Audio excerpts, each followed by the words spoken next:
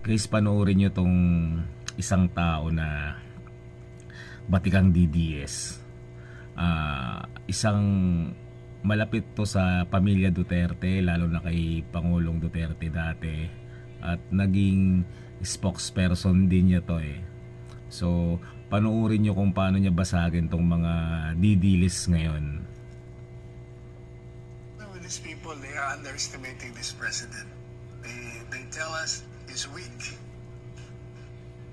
I disagree. He has political will. He was able to do that in the KOJC. Can you imagine sending their 3,500 policemen just to arrest Kibuloy?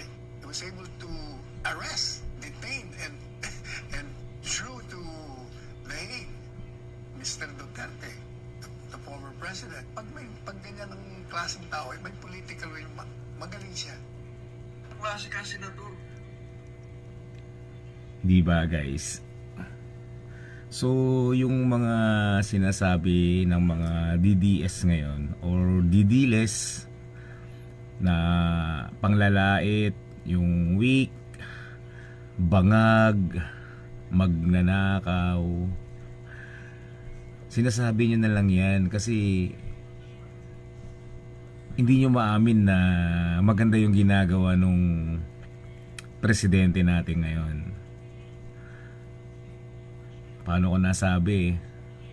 Una-una, siya yung nagbulgar ng mga korupsyon, lalo sa flood control.